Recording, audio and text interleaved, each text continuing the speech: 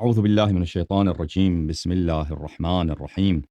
الحمد لله غير مقنوط من رحمته ولا مخلو من نعمته ولا مأيوس من مغفرته ولا مستنكف عن عبادته، الذي لا تبرح منه رحمة ولا تفقد له نعمة.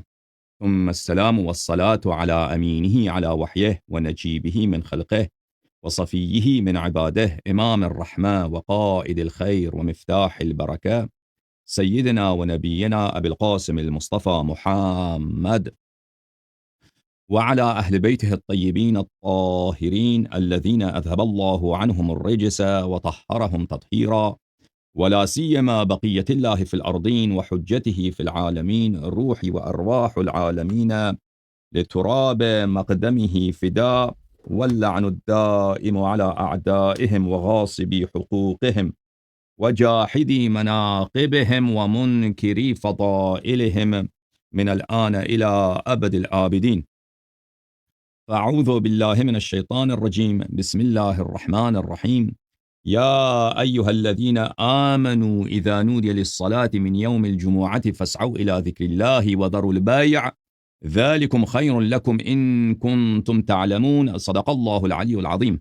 اللهم صل على محمد وآل محمد وعجل فرجهم. اللهم كن لوليك الحجة بن الحسن صلواتك عليه وعلى آبائه في هذه الساعة وفي كل ساعة وليا وحافظا وقائدا وناصرا ودليلا وعينا حتى تسكنه أرضك طوعا وتمتعه فيها طويلا طويلا. اللهم صل على محمد وآل محمد وعجل فرجهم الشريف. محترم ناظرین، السلام علیکم ورحمۃ اللہ. امید کرتے ہیں کہ جہاں بھی ہیں اور آپ اس پروگرام کو دیکھ رہے ہیں، اللہ تعالیٰ آپ سب کو ایمان، طول عمر اور عمل صالح کی توفیق عنایت فرمائے.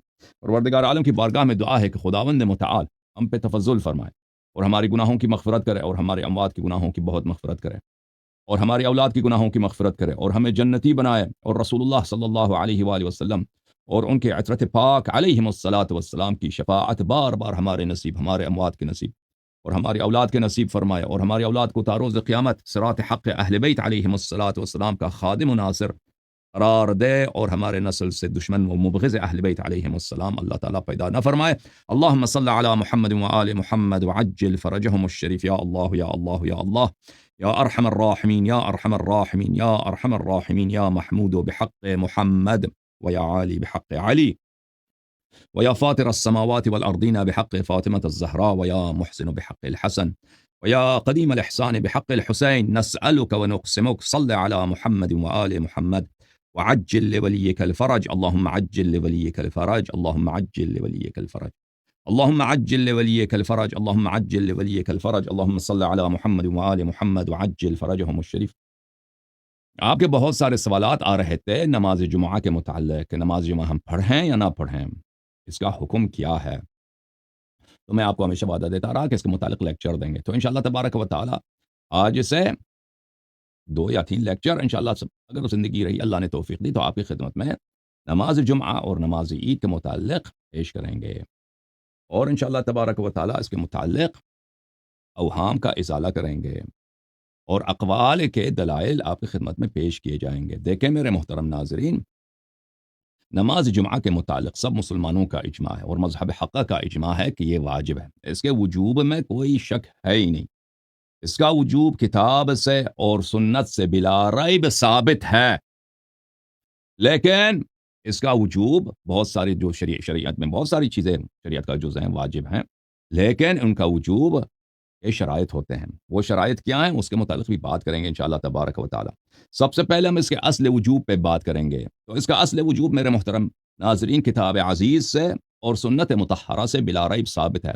اللہ تعالیٰ سورہ مبارکہ جمعہ میں آیہ نمبر 9 میں فرماتا ہے، یا اعوذ باللہ من الشیطان الرجیم، یا ایہا الذین آمنوا، اے ایمان والو، اذا نودی للصلاة من یوم الجمعہ، جب پکارا جائے، جب پکار آئے، جب ندا آئے روز جمعہ کو نماز کے لیے، فسعوا الی ذکر اللہ. عبداللہ ابن مسعود کی قراءت میں، طبری وغیرہ میں لکھا ہے، تفسیر طبری میں، یہ فمضوا الی ذکر اللہ ہے. اچھا، اور اہل بیت علیہ السلام کے احادیث میں بھی یہی ہے. فسعوا کا مطلب ہے دوڑنا، اور دوڑنا یہ مستحب بات نہیں ہے، چلنا، نماز کی طرف چلو، بہرحال اللہ کے ذکر کی طرف چلو. وذروا البیع، اور بیع کو چھوڑ دو. اہل بیت علیہم الصلوۃ والسلام کے احادیث میں موجود ہے کہ اس آیات کا بطن بھی ہے. اس آیات کا بطن یہ ہے کہ جب اللہ تعالیٰ نے روز جمعہ خلائق کو جمع کیا تھا، جمعہ کو اس لیے بولا جمعہ کہ خلائق کو اللہ تعالیٰ نے جمع کیا تھا، انبیاء کو، مرسلین کو، ملائکہ کو، زمین کو، آسمان کو، سب کو اللہ تعالیٰ نے جمع فرمایا تھا اور ان پہ عرضہ کیا تھا اپنی توحید کو اور رسول اللہ صلی اللہ علیہ وآلہ وسلم کی ولایت کو اور امیر المؤمنین علیہ السلام اور ان کے اولاد طاہرین علیہم الصلاۃ والسلام کی امامت و ولایت کو. تو اذا نودی للصلاۃ من یوم الجمعہ ایک وہ ندا ہے اللہ کا جو ازل میں ہوا ہے، جو ہمارے اس دنیا میں آنے سے پہلے ہوا ہے. فسعوا الی ذکر اللہ، تو پھر اس کے بعد یہ جو جملہ ہے فسعوا الی ذکر اللہ، قرآن کے بطن میں ذکر اللہ سے مراد کیا ہے؟ یہاں پر امیر المؤمنین علیہ السلام. امیر المؤمنین علیہ السلام کی نصرت کی طرف چلو. وذروا البیع، بیع کاروبار، دنیا پرستی، وہ کون ہے؟ وہ خلیفہ اول ہے. ٹھیک ہے نا؟ ذالکم خیر لکم ان کنتم تعلمون، یہ قرآن کا باطن ہے. قرآن کا ظاہر بھی حجت ہے، قرآن کا باطن بھی حجت ہے. اہل بیت علیہ السلام نے دونوں کو حجت قرار دیا اور دونوں پہ روایت موجود ہے. تو بہرحال روز جمعہ کو یہ نماز کی بات ہو رہی ہے، نماز جمعہ کی بات ہو رہی ہے، اس کا وجوب قرآن میں. اب سنت میں بھی اہل بیت علیہ السلام کے احادیث میں اس کے وجوب میں کوئی شک ہی نہیں ہے. یہ کتاب وسائل الشیعہ جلد نمبر 7 چاپ مؤسسۃ آل البیت علیہم الصلاۃ والسلام، یہ ہے میرے محترم ناظرین صفحہ کون سا ہے؟ صفحہ 295. ملاحظہ فرمائیے یہ حدیث روایت ہے ہمارے آقا حضرت امام محمد باقر علیہ الصلاۃ والسلام سے کہ انہوں نے فرمایا کہ اللہ تعالیٰ نے ایک جمعے سے اگلے جمعے تک 35 نمازیں واجب کی ہیں. 7 دن ہے نا، ہر دن میں 5 نمازیں، 7 ذرا 5 35، ٹھیک ہے نا؟ ہاں 35 نمازیں واجب کی ہیں. منها صلاة واحدة فرضها الله عز وجل في جماعة وهي الجمعة. ان 35 نمازوں میں جماعت شرط نہیں ہے، جماعت فضیلت ہے لیکن شرط نہیں ہے. ان 35 نمازوں میں ایک نماز ہے جس میں جماعت شرط ہے اور وہ نماز جمعہ ہے. تو یہ واضح ہے کہ نماز جمعہ کی وجوب پہ دلیل ہے. امام علیہ السلام نے کیا فرمایا کہ اللہ تعالیٰ نے 35 نمازیں واجب کی ہیں، ان میں سے ایک، ان واجب نمازوں میں سے ایک وہ ہے جن میں جمعہ ہے، جن میں جماعت واجب. اچھا پھر اگلا حدیث جو اس میں ملاحظہ فرمائیے کہ وہی ہے لیکن اس میں ایک اضافہ ہے کہ امام کو اس نماز میں 2 قنوت ادا کرنے چاہیے. ایک قنوت رکعت اولا میں ہے قبل الرکوع، پہلی رکعت میں رکوع سے پہلے قنوت پڑھے، اور فی الثانیہ بعد الرکوع، اور دوسری جو رکوع ہے، دوسری جو قنوت ہے وہ دوسری رکعت میں ہے، وہ رکوع کے بعد. اچھا پھر ملاحظہ فرمائیے یہ حدیث ہے امیر المؤمنین علیہ الصلاۃ والسلام سے کہ انہوں نے خطبہ ادا فرمایا روز جمعہ کو اور فرمایا والجمعۃ واجبۃ علی کل مؤمن، ہر مؤمن پر نماز جمعہ واجب ہے، ہر مؤمن پر نماز جمعہ واجب ہے، الا علی الصبی، مگر بچہ ہو، مریض ہو، پاگل ہو، شیخ الکبیر ہو، عمر رسیدہ انسان ہو، والاعمى کوئی اندھا ہو، مسافر ہو، والمرأة عورت ہو، والعبد المملوک اور جو غلام ہے، ومن كان على رأس فرسخین، اور جو نماز جمعہ سے 2 فرسخ سے زیادہ دور ہے. ٹھیک ہے نا؟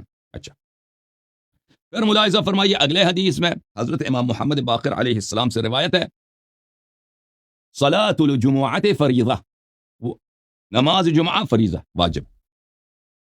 اچھا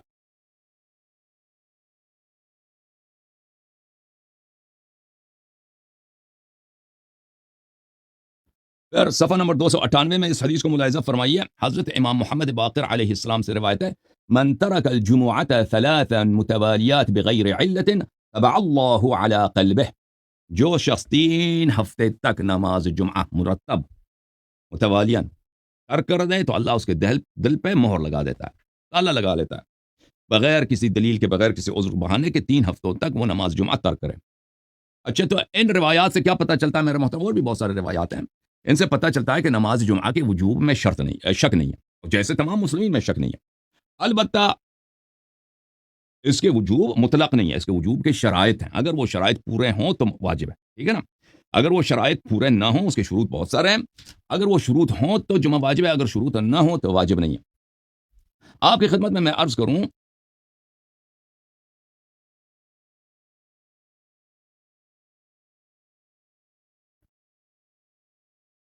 جمعے کے شروط میں سے ایک شرط ہے میرے محترم ناظرین کہ امام کا حضور ہو، امام یا اس کا نائب ہو، امام ہو یعنی جو یا اس کا نائب ہو. امام سے کیا مراد ہے میرے محترم ناظرین؟ امام سے مراد ہمارے نزدیک امام معصوم علیہ السلام.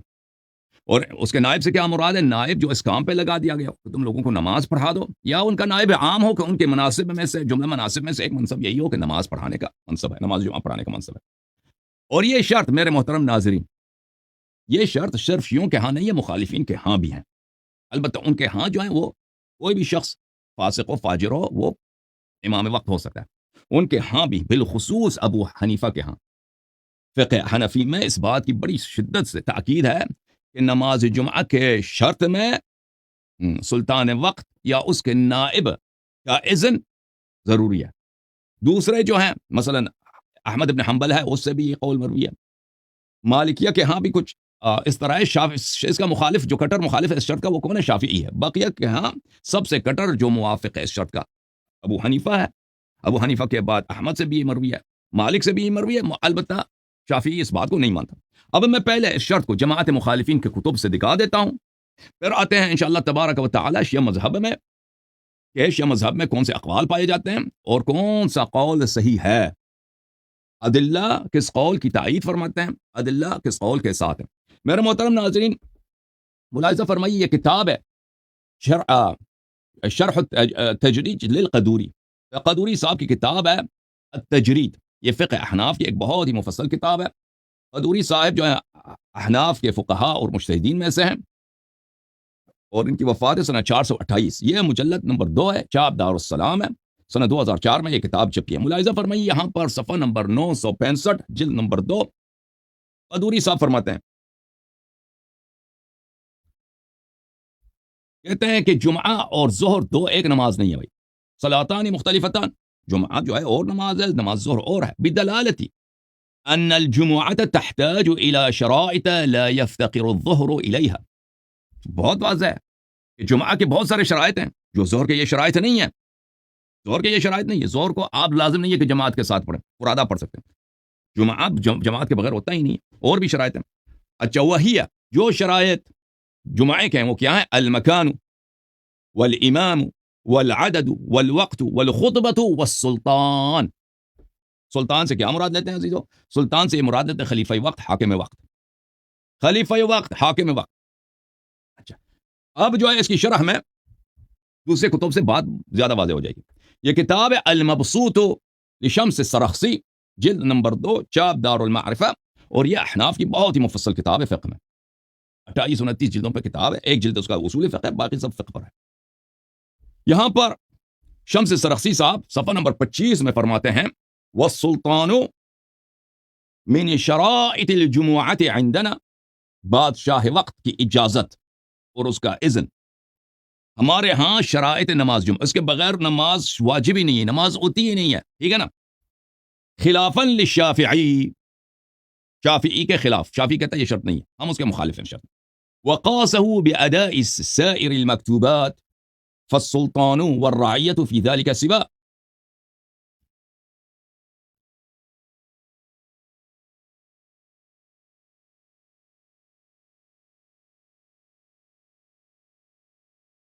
اچھا شافعی نے قیاس کیا ہے اس کا، شافعی نے قیاس کیا ہے اس کا بقیہ نمازوں سے، جیسے نماز فجر، نماز ظہر، نماز فجر میں، نماز ظہر میں بادشاہ کی اجازت ہے، ہم بادشاہ کی اجازت نہیں، بادشاہ وقت کی اجازت نہیں ہے، ضرورت نہیں ہے، آپ جب بھی پڑھو یا جماعت کرو بادشاہ وقت کی ضرورت ہی نہیں، ٹھیک ہے نا؟ شافعی نے قیاس کیا۔ اچھا ولنا، وہ فرماتے ہیں کہ نہیں، شافعی غلط کہتے ہیں، ہمارے پاس دلیل ہے، ما روینا من حدیث جابر رضی اللہ عنہ وله امام جائر او عادل فقد شرط رسول اللہ صلی اللہ علیہ وسلم الامام، جابر کے حدیث میں کہ اس کے لیے جمعے کے لیے شرط کیا ہے؟ امام ہونا چاہیے، چاہے وہ عادل ہے یا جائر۔ پھر ایک اور بھی ان کے پاس حدیث ہے کہ اربع الى الولاة منها الجمعہ، وفی الاثر حدیث میں کہ 4 چیزیں والی کا حق ہے، حاکم وقت کا حق ہے، اس میں سے کیا ہے؟ جمعہ ہے، جمعہ وہ کرا دے، دوسروں کا حق نہیں ہے، اگر دوسرا کوئی کراتا ہے اس کی اجازت کے بغیر کرتا ہے تو امام وقت کا، حاکم وقت کا کیا ہے؟ اس میں وہ حق ضائع کر رہا ہوتا ہے، ٹھیک ہے نا بھائی؟ ہم کس لیے پیش کرتے ہیں آپ کی خدمت میں یہ باتیں؟ تاکہ پھر آپ کو وہ تانا نہ دے کہ بھائی آپ لوگ نماز نہیں پڑھتے نا، نماز نہیں پڑھتے، تو ان کے پاس جب کوئی حاکم وقت شرعی ہے ہی نہیں اس وقت، ان کا تو جمعہ ہوتا ہی نہیں نا، احناف کا جمعہ ہوتا ہی نہیں ہے۔ پھر اگلے صفحے میں، صفحہ نمبر 34 میں شمس سرخسی فرماتے ہیں قال رجل صلى الجمعة بالناس بغير إذن الإمام أو خليفته أو صاحب الشرط أو القاضي لم يجزئهم لما بينا أن السلطان شرط لإقامتها.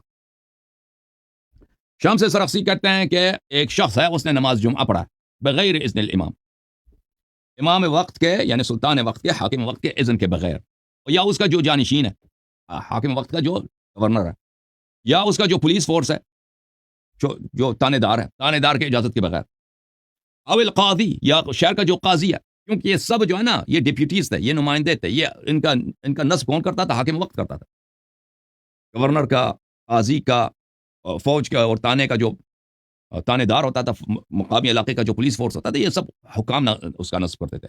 ان کے اجازت کے بغیر اگر کوئی پڑھے نماز جمعہ، کہتے ہیں لم یجزہم، یہ نماز مجزی ہی نہیں ہے، لما بینا ان السلطان شرط لاقامتها، کیونکہ ہم نے واضح کر دیا کہ بادشاہ وقت کا اجازت ضروری ہے، اجازت ضروری ہے نماز پڑھنے کے لیے، ٹھیک ہے نا.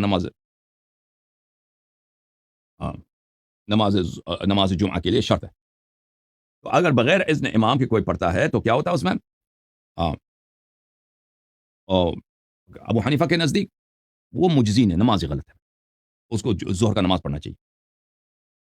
کتاب بدائع الصنائع فی ترتیب الشرائع تالیف ابو بکر بن مسعود الکاسانی الحنفی، متوفى سنہ 587.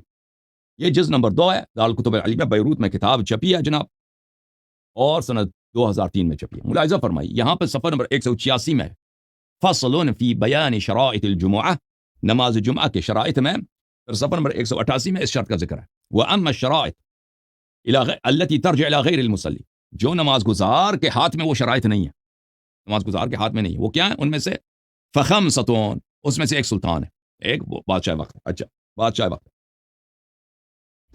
اب صفحہ نمبر 192 میں سلطان کے متعلق وہ فرماتے ہیں وَأَمَّا السُّلْطَانُ فشرط اداء الجمعات عندنا، بادشاہ کی رضا اور اس کا اذن نماز جمعہ کے جواز کا شرط ہے، ٹھیک ہے نا، اس کے بغیر نماز جمعہ ہوتا ہی نہیں ہے. حتی لا يجوز اقامتها بدون حضرته او حضرت نائب، نماز جمعہ کا اقامہ جائز ہی نہیں ہے، نہیں ہوتا، صحیح نہیں ہے، مگر یہ کہ خود بادشاہ وقت ادھر آ جائے یا اس کا نائب ادھر آ کے رضا دے دے، کہہ دے تمہاری نماز صحیح ہے. صفحہ نمبر 190 میں وہ نقل کرتے ہیں ابو حنیفہ اور اس کے شاگرد ابو یوسف سے. ملاحظہ فرمائیے، قال ابو حنیفہ و ابو یوسف تجوز اقامت الجمعہ بها اذا كان المصلی بهم الجمعہ هو الخلیفۃ. منا میں کیا نماز جمعہ پڑھ سکتے ہیں؟ کہتے ہیں جی ہم پڑھ سکتے ہیں اگر نماز پڑھانے والا خلیفہ وقت ہے، یا امیر العراق ہے، یا امیر الحجاز ہے، یا امیر مکہ ہے، چاہے وہ وہاں پہ مقیم رہتے ہوں یا مسافر ہوں، اس سے فرق نہیں پڑتا، آپ پڑھ سکتے ہیں. او رجلا ماذونا من جهتهم، یا بادشاہ وقت سے، امیر عراق سے، امیر حجاز سے، یا امیر مکہ سے کوئی شخص معذون ہو، اس کی وکالت ہو، اس کی اجازت ہو کہ تم جا کے نماز پڑھو. ولو كان المصلي بهم الجمعة امير الموسم وهو الذي امر بتسوية امور الحجاج لا غير لا يجوز لانه غير مأمور بإقامة الجمعة. جو امیر الحاج ہوتا ہے، پرانے زمانے میں امیر الحاج ہوتے تھے، وہ خلیفہ کی جانب سے ہوتے تھے حجاج کے دیکھ بھال کے لیے کہ بھئی حج صحیح طریقہ سے ہو جائے، حج کے امور اس کے ہاتھ میں ہوتا تھا. اگر امیر الحاج نماز جمعہ پڑھائے، کہتا ہے کہ نہیں، جائز نہیں، کیونکہ امیر الحاج کا وہ اس نیابت اس لیے نہیں کہ وہ نماز جمعہ پڑھا دے، اس کی نیابت اس لیے ہے کہ وہ بھئی حجاج کے لیے پانی پہنچانے کا انتظام کر دے، حجاج کو دے کے یہاں پہ کوئی چوری نہ کرے، ٹھیک ہے نا، اس طرح کی باتوں کا. الا اذا كان ماذونا من جهة امیر العراق او امیر مکہ، مگر یہ کہ امیر مکہ یا امیر عراق اس کو اجازت دے دیں کہ بھئی امیر الحاج جو ہے یہ نماز جمعہ پڑھ سکتا ہے. سمجھ میں آئی نا بات آپ کو؟ یہ کتاب ہے الہدایہ شرح بدایت المبتدی لابن ابی بکر مرغینانی اس کا نام کیا ہے؟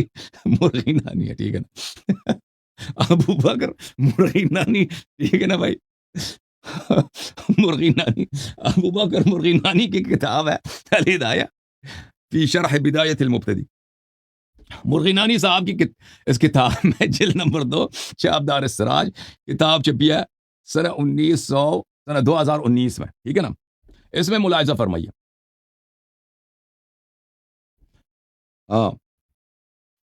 ولا تجوز اقامتها، نماز صلاۃ الجمعہ کے متعلق صفحہ نمبر 81، للسلطان او لمن امرہ السلطان، نماز جمعہ مرغی نانی صاحب کیا کہتا ہے؟ مرغی نانی مرغی نانی صاحب فرماتے ہیں، یہ حناف کا بہت بڑا مجتہد ہے بھائی، ٹھیک ہے نا، جیسے ہمارے ہاں سیستانی صاحب ہے نا، اللہ کی شان دیکھو، ٹھیک ہے نا، مرغی نانی بھی ان کا ہے، کہتے ہیں کہ ولا تجوزو اقامت ہو چلے، جائز نہیں ہے کہ نماز جمعہ پڑھا دے، کون پڑھا دے؟ مگر یہ بادشاہ وقت، یا مگر کہ بادشاہ وقت کا کوئی نائب ہو۔ اچھا، یہ کس کا پتہ چلا میرے محترم ناظرین؟ یہ کس کا حکم ہے؟ یہ تھا احناف کا، اور پاکستان ہندوستان میں حنفیوں کی اکثریت ہے، ٹھیک ہے نا، تو ان کے ہاں تو بالکل وہ جو بات سے وہ آپ کے جو ہندوستان والے ہیں ان کو مودی سے اجازت لینی ہوگی، مودی کے اجازت کے بغیر تو نماز نہیں پڑھ سکتے، ٹھیک ہے نا۔ امریکہ میں جو احناف پاکستانی رہتا ہے نا، ان کو بائیڈن سے یا اپنے شہر کے گورنر سے اجازت لینا ہوگا کہ بھئی آپ کوئی تعین کر دیں ہمارے لیے امام جمعہ۔ اچھا، اب مالکیہ کے پاس چلتے ہیں۔ مالکیہ کے کتاب ہے، یہ ملاحظہ فرمائیے، شرح التلقین للمازری، ابو عبداللہ محمد ابن علی المازری، متوفى سنہ 536 ہجری، چاپ دار الغرب الاسلامی، یہ جلد نمبر 1 ہے، یہ کتاب چھپی ہے سنہ 1997 میں، یہاں پہ ملاحظہ فرمائیے۔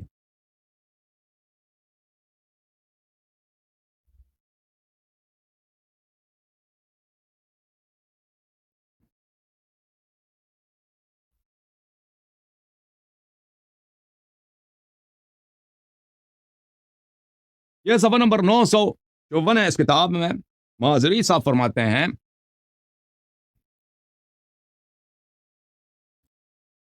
مالک اور اس کے اصحاب کہتے ہیں ان الجمعة لا تقام الا بثلاثة، مالک ابن انس اور اس کے پیروکار مجتہدین علماء فرماتے ہیں کہ نماز جمعہ کے 3 شرائط، المصر، شہر میں ہونا چاہیے، گاؤں میں نہیں ہونا چاہیے، والجماعت، اور دوسری ہے کہ جماعت کے ساتھ ہو، تیسری کیا شرط کیا؟ والامام الذي تخاف مخالفته، وہ بادشاہ وقت کہ اس کی مخالفت سے میں ڈر لگتا ہے بھائی، پکڑ کے مار دے گا، ٹھیک ہے نا، بادشاہ وقت، سلطان وقت سے، فقوله الذي تخاف مخالفته كالاشارة الى مذهب حنیفہ، کہتے ہیں یہ جو مالک کا قول ہے کہ نماز جمعہ کا شرط کیا ہے؟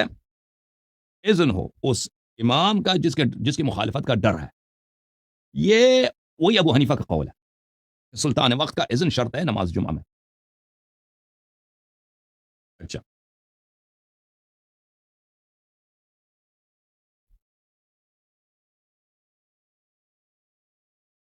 یہ احناف کے فقہ میں ایک بہت ہی مشہور کتاب ہے مختصر الخلیل، اس مختصر الخلیل کی بہت سارے شروح ہیں، ایک شرح ہے، اس کی شرح ہے دردیری صاحب کی شرح ہے، وہ مالکیہ کے بہت بڑے مجتہد کو سے، اس مالکیہ اس دردیری کے شرح کو یہ کہتے ہیں شرح کبیر، اور شرح کبیر کے بہت سارے حواشی ہیں۔ اچھا، یہ کتاب ہے حاشیۃ الدسوقی علی شرح الکبیر، اور اس کے ذیل میں بلے شیخ محمد علیش کی جو ہے وہ ہے حاشیہ بھی ہے، یہ اس کی جلد نمبر 1 ہے، یہ عیسیٰ البابی الحلبی و شرکائہ مصر میں چھپی ہے، پرانا چاپ ہے، حاشیۃ الدسوقی علی شرح الکبیر للدردیری، جو مختصر خلیل کی شرح ہے۔ اچھا، یہ صفحہ نمبر 384 ہے، اس میں دسوقی صاحب فرماتے ہیں قولہ لم تصح، اچھا یہ جو میں نے بہت ڈھونڈا ہے یہ کتاب شرح کبیر، جو شرح کبیر مجھے نہیں ملا، میرے پاس یہ حاشیہ ہے خود شرح کبیر، مختصر خلیل بھی ہے میرے پاس، لیکن اس کی شرح جو ہے نہیں ہے، دردیری کی جو شرح ہے وہ مجھے نہیں ملی۔ بہرحال اس نے اپنے شرح میں کہا لم تصح، یہ لم تصح سے کیا مراد ہے؟ مقتضاہ دخول حکم الحاکم فی العبادات قصدا، کہتے ہیں اس کا مطلب یہ ہے، لم تصح جو دردیری صاحب نے کہا ہے اس کا مطلب، یا خلیل نے کہا اس کا مطلب یہ ہے کہ امام وقت کے اذن کے بغیر نماز نہیں ہوتی، امام وقت کا اذن ضروری ہے نماز کے لیے، حاکم وقت کا حکم، مقتضاہ دخول حکم الحاکم فی العبادات، عبادت میں حکم حاکم کا، حاکم کے اذن شرط ہے، کس عبادت کی بات ہو رہی؟ نماز جمعہ کی بات۔ اور محمد علیش جو ہیں وہ اپنے شرح میں فرماتے ہیں وَاسْتُؤْذِنَ إِمَامٌ، جو ضروری ہے کہ امام وقت کا اذن لیا جائے، امام وقت کا اذن لیا جائے، کس کے لیے؟ نماز کے لیے، نماز جمعہ کے لیے۔ ای امام سے کیا مراد ہے؟ ای سلطان وقت کا، بادشاہ وقت کا، ندباً فی ابتداء اقامتها، یہ کہتے ہیں مستحب ہے، ٹھیک ہے نا، وہ جو مالک کے اپنے الفاظ نہیں تھے کہ مستحب ہے، اب یہ محمد علیش کہتے ہیں مستحب ہے، چلیں حاکم وقت کا مستحب ہے۔ فَإِنْ أَجَابَ فَظَاهِرٌ وَوَجَبَتْ إِقَامَةُ الْجُمُعَةِ، اگر حاکم وقت اجازت دے دے کہ بھائی چلو تمہیں اجازت ہے نماز پڑھو، نماز جمعہ پڑھو، تو ٹھیک ہے، اس وقت نماز واجب ہو جاتا ہے، نماز پڑھنا ہے۔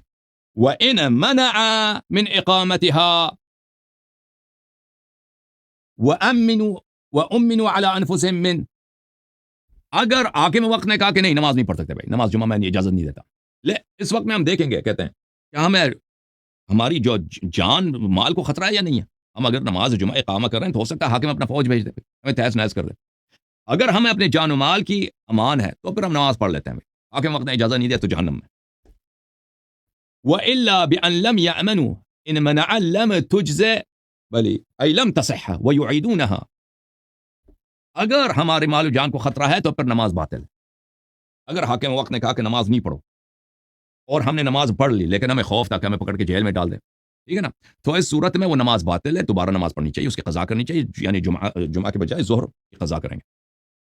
لأن امامت الامام لا تحل وما لا يحل لا يجزي، عجیب ہے بھائی، اس کا کہتا ہے امام کی مخالفت جائز نہیں ہے، اور جو چیز جائز نہیں ہے وہ مجزی نہیں ہے، تو بھائی اگر اس نے منع کیا تھا نا اور آپ کو خطرہ نہیں تو اس صورت میں تم نے کیوں کہا کہ اس صورت میں تو مجزی ہے؟ اس کا دلیل جو ہے اس کے اپنے فتویٰ سے ملتا نہیں ہے سیستانی صاحب کی طرف۔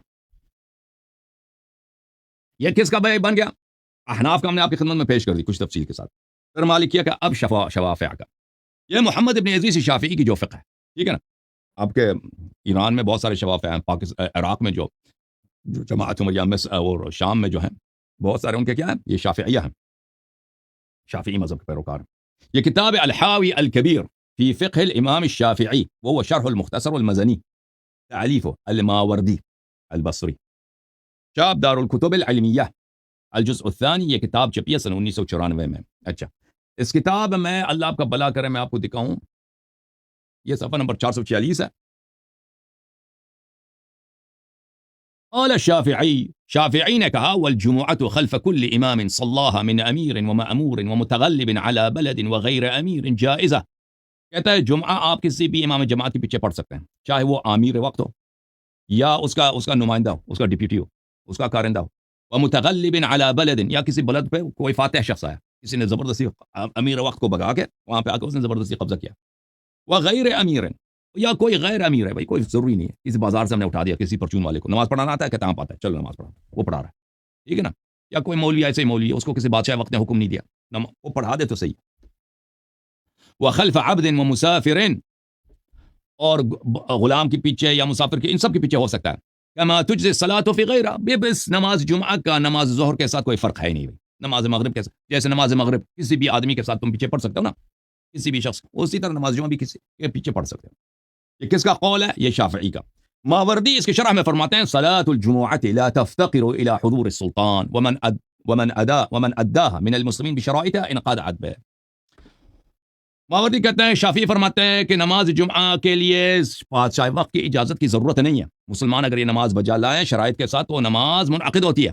وذهب ابو حنیفة الى ان الجمعة لا تنعقد الا بحضور السلطان او من ينوب عنه من قاضی او شرطی۔ ابو حنیفہ نے فرمایا کہ نہیں، نماز جمعہ کے لیے شرط ہے سلطان وقت، بادشاہ وقت کی اجازت، یہ خلیفہ وقت کی اجازت، یا اس کا نائب، ایک مثلا پولیس فورس کا جو اس کے فوج کا کوئی کارندہ ہو، یا کوئی قاضی اس نے معین کیا ہو، یا کوئی گورنر ہو۔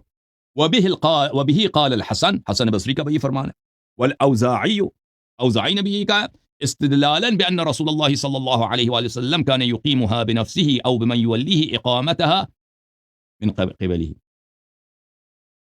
کہتے ہیں اس کا دلیل یہ ہے کہ رسول پاک صلی اللہ علیہ وسلم خود نماز پڑھاتے تھے، یا وہ نماز کے لیے نمائندہ اپنا تعین کرتے تھے، تم جا کے فلان شہر میں فلان قبیلے میں تمہارا کام ہے نماز جمعہ پڑھایا کرو۔ وبه جرى العمل في عهده وعهد خلفائه، اور یہی طریقہ کار تھا رسول پاک صلی اللہ علیہ وسلم کے زمانے میں، ہر اپنے سے آپ کوئی نماز نہیں پڑھا سکتا تھا کہ میں نماز جمعہ پڑھاتا ہوں، وہ نبی صلی اللہ علیہ وسلم کا جو وکیل ہوتا تھا، کارندہ ہوتا تھا، وہ نماز پڑھاتا تھا، پھر خلفاء کے زمانے میں بھی یہی تھا۔ اچھا، اور ان لوگوں نے حدیث بھی نقل کیا نا کہ اربع لامام منها الجمعہ، چار چیزیں ولی وقت کا، خلیفہ وقت کا حق ہے، اس میں سے اس کا حق کیا ہے؟ نماز جمعہ۔ یہ کتاب بحر المذہب فی فروع المذہب الشافعی، تالیف الرویانی، متوفی سنہ 502، یہ جناب چھپی ہے سنہ 2009 میں، کتاب لبنان میں چھپی ہے۔ یہاں پہ صفحہ نمبر 407 میں محمد ابن ادریس شافعی کے فقہ کے متعلق، والجمعۃ خلف کل امام، جمعہ ہر امام کے پیچھے آپ جمعہ پڑھ سکتے ہیں، کسی کو پکڑ کے آگے کر دو بھائی، ٹھیک ہے نا، چلو پڑھا دو، ٹھیک ہے، کسی کو بھی آگے کر دے، وہ کوئی بھی ہے، فاسق ہے، فاجر ہے، وہ لواط دیتا ہے، جو بھی ہے، اس سے فرق پڑتا ہی نہیں ہے، اس سے کوئی فرق ہی نہیں. وہذا کما قال، ماوردی صاحب کہتے ہیں بالکل صحیح کہہ رہے ہیں. صلاۃ الجمعہ لا تفتقر الى الامام ولا الى اذنه، صلاۃ جمعہ جو ہے اس کا کوئی ضروری نہیں ہے کہ ہم امام وقت کا اذن لے لیں. ٹھیک ہے نا. اچھا ابھی تک ہم نے کس کا اقوال پیش کیا؟ ابو حنیفہ کا قول پیش کیا آپ کی خدمت میں، اللہ بلا کرے. مالکیہ کا قول پیش کیا، شوافیہ کا. اب حنابلہ کا قول. یہ کتاب ہے میرے محترم ناظرین، مسائل احمد بن حنبل بروایت ابنہ عن العلل ومعرفۃ الرجال، احمد بن حنبل. اچھا چاپ کہاں کیا بھائی؟ المکتب الاسلامی، یہ جلد نمبر 2 ہے، سنہ 1988 میں چپی ہے، ریاض عاصمۃ الارہاب میں چپی ہے. یہ صفحہ نمبر 520 ہے.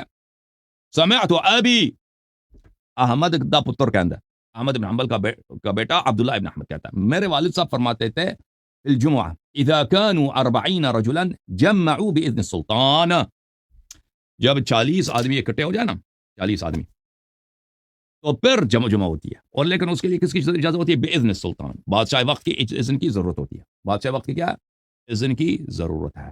ٹھیک ہے. احمد نے بھی اذن امام وقت کا شرط رکھا.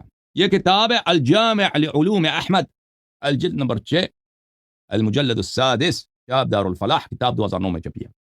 صفحہ نمبر 470 میں اسی بات کو احمد کے بیٹے سے نقل کرتے ہیں کہ احمد کے بیٹے کہتے ہیں کہ میرے والد کہتے تھے جمعہ کے متعلق اذا كانوا 40 رجلا اجتمعوا باذن السلطان، اس کی شرط یہ ہے کہ 40 آدمی ہوں، 40 سے کم ہو تو نماز جمعہ نہیں ہے.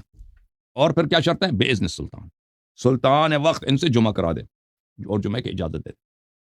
اور پھر احمد کے اپنے الفاظ ہیں اس کی کتاب اصول السنہ میں، یہ کتاب شرح اصول السنہ، اور اس میں جو متن ہے وہ متن احمد کی ہے، شیخ عبداللہ ابن عبد الرحمن الجبرین کی ہے. سنہ کس سال میں چھپی ہے جناب؟ یہ 1420 میں چھپی ہے. اچھا ریاض میں. یہاں پہ صفحہ نمبر 95 میں کہتے ہیں والسمع والطاعة للأئمة وأمير المؤمنين والبر والفاجر ومن ولي الخلافة ومن عليهم بالسيف حتى صار خلیفہ. کہتا ہے کہ ہمارا کام کیا ہے؟ سارا کام ہی کیا سمع و طاعت و خلیفہ وقت کے لیے، چاہے وہ فاجر ہے کوئی پرواہ نہیں، فاسق ہے پرواہ نہیں، شرابی ہے کوئی بات نہیں، کراتا ہے کوئی بات نہیں، کرتا ہے کوئی بات نہیں، کوئی سب چلتا ہے جی سب. احمد کا کیا فتویٰ ہے؟ سب چلتا ہے. احمد کہتا ہے سب چلتا ہے. ٹھیک ہے نا. فاجر فاسق، حتیٰ کہ وہ شخص جو آ کے لوگوں کو قتل کر کے ذبح کر کے امیر وقت بنتا ہے بادشاہ، وہ اس کا بھی طاعت واجب ہے چاہے وہ کتنا ہی فاسق کیوں نہ. پر یہ کہتے ہیں اس کے حقوق کیا ہیں؟ اس کے حاکم وقت کے حقوق، وہی فاجر فاسق کے حقوق گنتے آتا ہے. وصلاۃ الجمعۃ خلفہ، نماز جمعہ اس کے پیچھے، حاکم وقت کے پیچھے پڑھنا ہے. وخلف من واللہ، یا اس کے پیچھے جو حاکم وقت اس کو سنبھال لے کہ بھئی تو نے نماز پڑھانا ہے، یہ اس کا حق ہے. یہ کسی مولوی کا حق نہیں کہ وہ جا کے نماز جمعہ پڑھا دے. حاکم وقت سے جا کے اجازت لے لو، چاہے وہ کتنا ہی فاجر فاسق شرابی کعبے کو جلانے والا کچھ بھی ہو، کوئی فرق نہیں پڑتا. ٹھیک ہے نا. میں نے آپ کو دکھایا تھا نا کن کے خلفاء جو اپنے چھوٹے بھائیوں کو ریپ کرتے تھے، اپنے ماؤں کو ریپ کرتے تھے. کوئی بات نہیں، نماز کے لیے اسی کی اجازت ضروری ہے. اجازت نہیں لیا تو نماز ہی باطل ہے.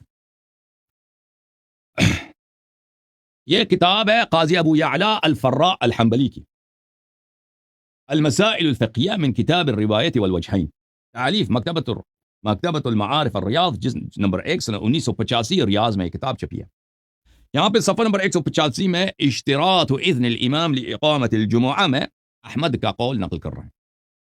ونقل المروذی ومحمد بن الحسین بن ہارون وعلی بن سعید، ان 3 عظیم علماء نے احمد سے نقل کیا. مروزی نے، محمد بن الحسین بن ہارون نے، اور علی بن سعید نے احمد سے روایت کیا ما یقتضی انها لا تنعقد الا باذن الامام او بامرہ، کہ احمد نے فرمایا ہے کہ نماز جمعہ کا انعقاد کا شرط یہی ہے کہ حاکم وقت اذن دے دے یا اس کا نمائندہ اذن دے دے، اس کے بغیر جمعہ نہیں ہوتا. سمجھ میں آئی نا بات آپ کو؟ لأنه لا يصح لكل احد اقامتها على الانفراد. یہ تو کوئی کہتا ہے یہ نماز زور کی طرح نہیں، نماز فجر کی نہیں کہ جو بھی آگے آ کے نماز پڑھا دے. اس کے لیے ضروری ہے کہ حاکم وقت کی اجازت ہو. فوجب ان يكون من شرطها اذن السلطان، اس واجب ہے کہ نماز جمعہ کے انعقاد اور اس کی صحت کی شرط کیا ہے؟ اذن سلطان، سلطان وقت کا اذن ہے. ٹھیک ہے نا عزیز؟ اب ہم نے آپ کی خدمت میں کیا پیش کیا؟ آپ کو یاد رہا نہیں رہا؟ ٹھیک ہے نا. آپ لوگوں کو تو کیا چاہیے؟ آپ لوگوں کو انٹرٹینمنٹ چاہیے. ہمارے ناظرین کو ان کو کام نہیں ہے کہ ہم دلیل پہ دلیل کیا کہتا ہے، قرآن سنت میں کیا لکھا ہے. ہمارے ناظرین جو بالکل ان کا حق بنتا ہے کہ وہ سیستانی صاحب سے ہی فرماتے ہیں، کہتے ہیں ان کو دلیل تو سمجھ آتی نہیں، ہمارا قول ان پہ حجت ہو جائے. ٹھیک ہے ناظرین، یوٹیوب والے ناظرین کو کیا ہے، یوٹیوب والے ناظرین کو وہ کہتے ہیں ہمیں نہیں، ہمیں انٹرٹینمنٹ چاہیے بھائی. وہ گالی گلم گلوچ والی جو وہ مناظرات ہیں وہ ہمیں مزہ آتا ہے. یہ جو لیکچر آپ دیتے ہیں اس میں آپ دلیل بیان کرتے ہیں، اس سے ہمارا کیا کہوں، سانو سمجھ ہی نہیں آتی ہے جی، دلچسپی ہی نہیں ہے. کسی مولوی کو لے کے آؤ نا ادھر، وہ اس کے ساتھ چیخو چلاؤ، یا کسی ذاکر کو. یہی کہتے ہیں نا آپ، نہیں ہم آپ سے مذاق کر رہے ہیں، نہیں آپ کو سمجھ آ رہی ہے بھائی، آ رہی ہے. جس کو سمجھ نہیں آ رہی وہ اس لیے نہیں سمجھ، وہ سن نہیں رہا، اس کو دلچسپی نہیں. جس کو دلچسپی ہے اس کو سمجھ آ جاتا ہے. ٹھیک ہے نا بھائی، کبھی کبھار مذاق بھی کرتے ہیں ہم آپ سے. اچھا، اب ہم نے مذاہب مخالفین کے اقوال آپ کی خدمت میں پیش کر دیے. ٹھیک ہے نا، کہ نماز جمعہ ایسے ہی واجب نہیں ہے، اس کے وجوب کی شرائط ہے بھائی، شرائط ہیں. ٹھیک ہے نا، ٹھیک ہے نا، شرط ہوگا تو نماز جمعہ ہے، اس کا وجوب ہے. شرط نہیں ہے تو مشروط بھی نہیں، نماز جمعہ بھی نہیں. ٹھیک ہے نا، اس کا وجوب نہیں. سمجھ میں آئی نا بات آپ کو؟ یہ مختلف مذاہب کے اقوال میں نے آپ کی خدمت میں پیش کیے. اب مذہب شیعہ کے میں کیا اس کا ہے، کیا ہے مذہب شیعہ میں عزیزو؟ اس میں 3 اقوال ہیں. ٹھیک ہے نا، ایک قول کیا ہے، ایک قول یہ ہے کہ یہ واجب ہے، یہ واجب عینی ہے. امام کی یا حاکم وقت کی کوئی اجازت کی ضروری نہیں ہے. یہ بہت ایک شاذ قول ہے، نادر قول ہے. ٹھیک ہے نا، کہتے ہیں وہی 5 آدمی اگر اکٹھے ہو جائیں آپ کے شہر میں، ایک شخص ہے جو اس کو نماز آتا ہے، وہ خطبہ بھی دے سکتا ہے، تو نماز واجب ہے بھائی. 5 آدمی آ جائیں نا تو نماز ہو سکتا ہے. اگر 7 جمع ہو جائے تو نماز واجب ہے، 5 جمع ہو جائے تو نماز جائز ہے، 7 جمع ہو جائے تو نماز واجب ہو جاتا ہے. بس ایک آدمی ہو کہ وہ اس کو نماز پڑھنا آتا ہو، اور وہ خطبہ میں کیا ہے بھائی، اتقوا اللہ. خطبے کا شرط کیا ہے؟ بسم اللہ الرحمن الرحیم، قل واللہ احد، ایک سورہ پڑھے پھر کہہ دے اتقوا اللہ، یہی کافی. خطبہ یہی مجزی ہے، تقوی کا حکم دے. یہ تو ہر ایک کو آتا ہے. ٹھیک ہے نا، قل واللہ احد اور تقوی کا حکم یہ کس کو نہیں آتا بھائی. ٹھیک ہے نا، پھر نماز پڑھا دے. نماز میں کیا، وہ نماز فجری کی طرح تو ہے، بس اس میں 2 قنوت مستحب ہے. لیکن یہ قول بڑا ہی نادر ہے. یعنی اس کیا کہتا ہے، ایک کتاب واجب ہے، واجب عینی ہے. یہ شرائط اگر پیدا ہو جائے نا، یہ واجب بن جاتا ہے فرد پہ کہ نماز جمعہ اٹینڈ کرے، نماز جمعہ پڑھے، اور اس میں سلطان وقت کی کوئی اجازت نہیں. دوسرا قول کیا ہے بھائی؟ دوسرا قول یہ ہے کہ نہیں، یہ دیکھیں بھائی، یہ اس میں غیبت کا کوئی تصور نہیں ہے. ٹھیک ہے نا، یعنی اقوال میں یہ نہیں کہ اصل غیبت میں ایسا اصل حضور میں، یہ لوگوں نے بنا دیا. یا عوام جو پپیز ٹائپ کے جو مولوی ہوتے ہیں نا، معافی پپیز کا لفظ نہیں کرنا، عوام میں مشہور کر دی کہ اصل غیبت میں ایسا. وہ غیبت اور غیر غیبت کی بات نہیں ہے. دوسرا جو قول ہے، چاہے اصل حضور ہو چاہے اصل غیبت ہو، وہ ہے کہ نماز جمعہ کے لیے جائز ہے. جائز ہے کہ اگر کسی شخص کو امام علیہ السلام نے واجب اپنا نمائندہ معین نہیں بھی کیا ہے، تو اگر یہ 5 آدمی آ جائے نا کہ اس میں سے ایک آدمی ایسا ہے کہ وہ نماز پڑھا سکتا ہے، تو ان کے لیے جائز ہے کہ بھائی نماز کیا نماز ظہر کے بجائے روز جمعہ کو کیا کریں، نماز جمعہ پڑھیں. اگر 7 آدمی ہیں تو بھی جائز ہے. ٹھیک ہے نا، یہ کیا کہتے ہیں جواز ہے، جس کو واجب تخیری کہا جاتا ہے. ٹھیک ہے نا، مولیوں کے اصطلاح میں مشہور کرا دیا، یہ واجب تخیری ہے. روز جمعہ کو آپ کے پاس 2 آپشنز ہیں بھائی، 2 آپشنز ہیں. ایک آپشن یہ ہے کہ کیا کرو، تم نماز ظہر پڑھو. ایک آپشن یہ ہے، نماز ظہر پڑھو، ختم. جماعت کے ساتھ پڑھنا نہیں پڑھنا وہ آپ کی مرضی. دوسرا آپشن یہ ہے کہ اگر کوئی ایسا شخص ہے جو نماز پڑھا سکتا ہے اور اس کو خطبہ دینا بھی آتا ہے، خطبے کے بھی تو اتنا مشکل تو ہے نہیں، خطبہ وہ عام سی چیز ہے، اکثر لوگ خطبہ دے سکتے ہیں نماز جمعہ. تو وہ خطبہ دینے والا آدمی ہے، وہ اس کے پیچھے آپ نماز جمعہ پڑھ سکتے ہیں، واجب نہیں ہے، پڑھ سکتے ہیں. اور اس کا یہ شرط کہ بھائی حاکم وقت نے اس کو تعین کیا ہو، اس سے کوئی ضروری نہیں. یہ کون سا ہے؟ یہ دوسرا قول ہے. ٹھیک ہے نا. تیسرا قول کیا ہے؟ تیسرا یہ ہے کہ نہیں بھائی، یہ جائز نہیں ہے، یہ جائز ہی نہیں ہے. یہ کیا ہے؟ جائز ہی نہیں ہے بھائی. کیا جائز نہیں ہے؟ نماز ہے جمعہ جائز نہیں، مگر یہ کہ امام معصوم علیہ السلام خود نماز پڑھائیں یا ان کا نائب نماز پڑھائیں، اس کے علاوہ نماز منعقد ہی نہیں ہوتی. یہ اس کی صحت کی شرط ہے. تو میرے محترم ناظرین، تو لیکن اس مسئلے میں شیعوں میں کوئی اختلاف نہیں ہے کہ اگر امام علیہ السلام خود نماز پڑھائیں، چاہے وہ عصر حضور ہو یا عصر غیبت ہو.